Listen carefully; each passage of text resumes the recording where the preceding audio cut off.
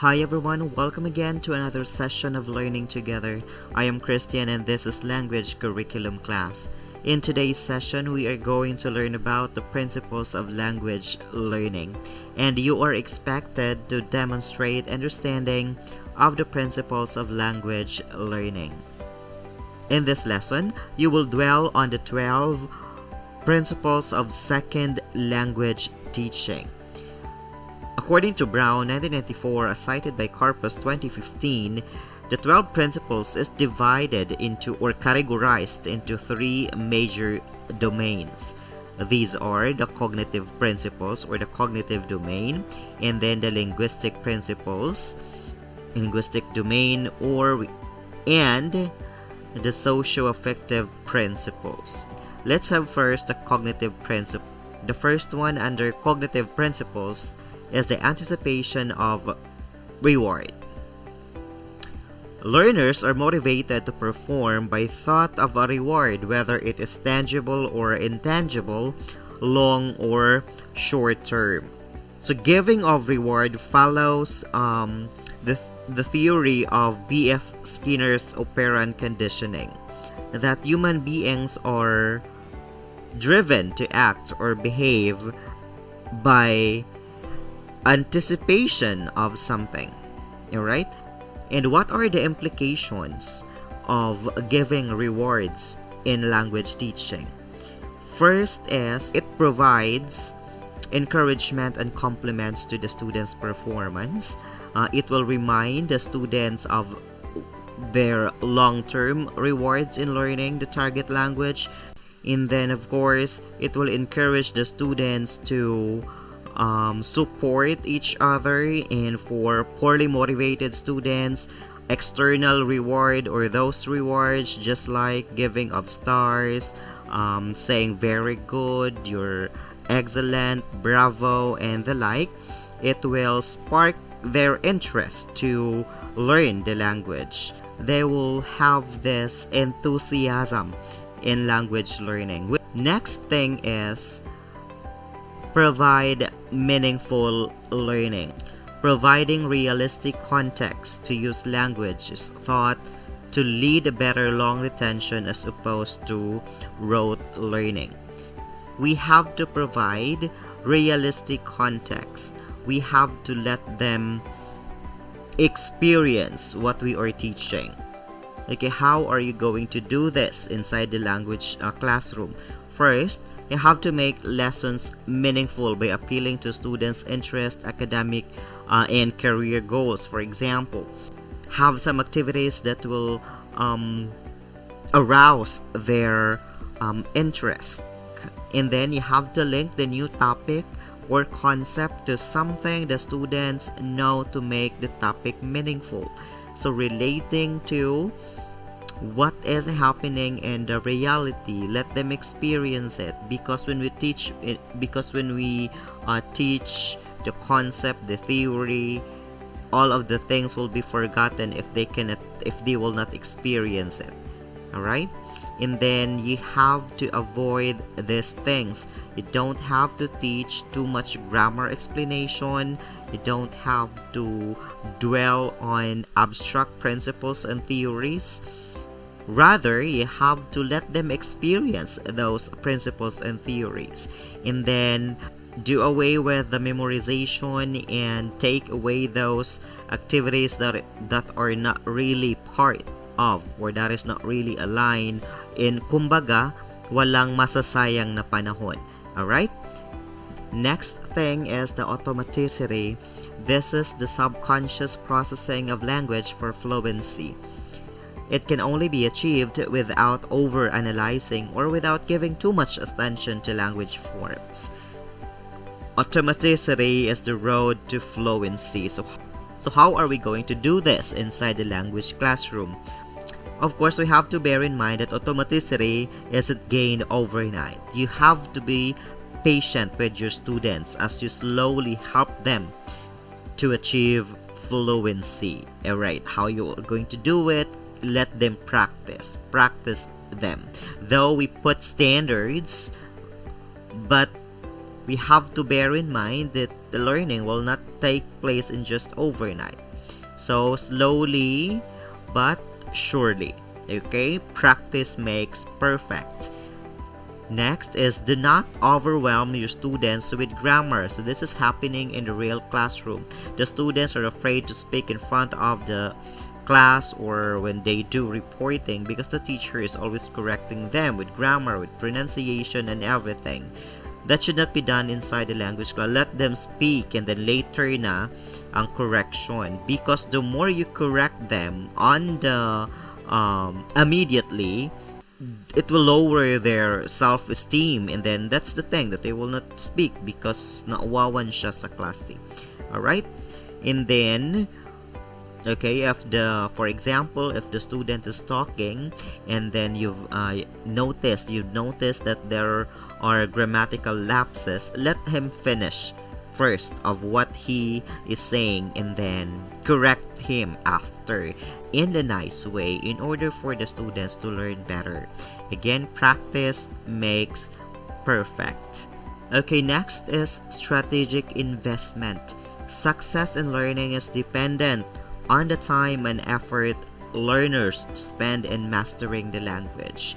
Language learning is a collaborative effort by the teacher and the learner. Successful mastery of the second language will due to a large extent to the learner's own personal investment of time, effort, and attention to second language. Though there is this participation of the teacher, but it is more on the learner's side. Being a language teacher, how can we help our learners? Of course, we have to employ variety of strategies to cater their multiple intelligences and learning styles. But then again, learners' investment would matter a lot.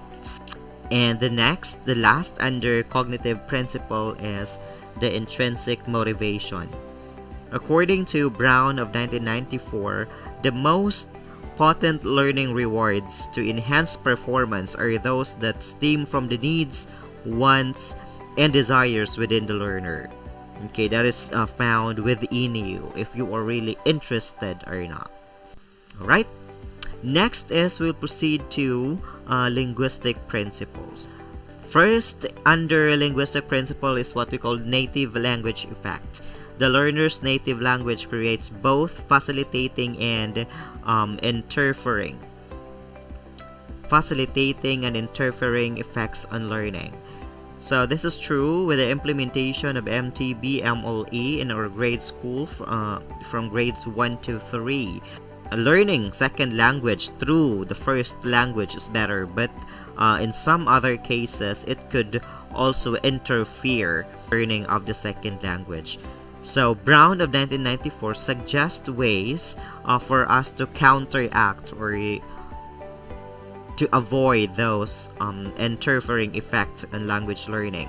Okay, so according to him, we have to acquaint the learner with the native language cause of the error. So we have to inform them that not everything from the native language will cause error. Alright, next is communicative competence. Fluency and use are just as important as accuracy and usage. According to Brown of 1994, communicative goals are best achieved by giving due attention to language use and not just usage. Alright, for language teachers, this means that we give attention to grammar, of course, but we will not neglect the other components of communicative competence, because if we are just giving this aspect about grammar, we are just teaching them the linguistic competence or the grammatical competence. There are other three. We have to remember that we have this social linguistic competence, we have this discourse competence, and we have this strategic competence. So we have to balance the teaching. And next, we have to use language that students will actually encounter in real world. Next is the interlanguage. So in second language learning, learners manifest a systematic progression in the acquisition of sounds and words and structures in discourse. In the process of acquisition, learners need feedback. It could be the teacher's feedback, peer feedback, and self-feedback to eliminate logic errors to achieve competence. So as language teacher in this case, you have to provide a balance on the positive and negative feedback. Avoid too much negative feedback, alright? Because it will, again, negative feedback can shut off the students' interest. And of course, you have to avoid as well too much positive feedback, because too much is bad. Okay, so you have to balance everything. Okay, you have to assure your students that lapses or mistakes are committed. There are weaknesses, because that is an indication that they are actually learning the language. Okay, let's proceed to the last domain, the socio-affective principles, or the socio-affective domain. First under this domain is a language culture connection. Language learning is a complex system of cultural customs, values, and ways of thinking, feeling, or acting. So how are you going to do this inside your language classroom? Of course, you have to discuss the cultural differences, emphasizing that no culture is better than the other culture. Every culture is the same. And then you have to connect culture and then language, because in social linguistics, language and culture cannot be separated with each other. And then you have to give examples, you have to cite examples that are, or you have to use materials. I'm talking about contextualization and localization that illustrates the connection between language and culture. And lastly, you don't have to be culturally offensive in class as a teacher. So you have to use appropriate language. I am talking now here the socio-linguistics, application of socio-linguistic competence, that we have to use language in a particular social context. Okay, next is the self-confidence. This is the self-esteem or the I can do it principle. According to Brown of 1994, success in learning a language requires the students to believe that they can learn it. Okay, so in order for the students to believe that they can learn the thing, you as a teacher, you must believe in them as well, that they can perform such tasks. So how are you going to do this? How can you build the self-confidence of your students in your language classroom? Of course, you have to provide ample verbal and non-verbal assurances to your students that you can do it, you can successfully perform the task. And then in order for them to really perform the task, you have to sequence it, you have to really tailor it from the easy thing to difficult one in order for them to build the confidence, because when the students are able to perform the easy task, they will be eager to perform the next task. Next is risk taking.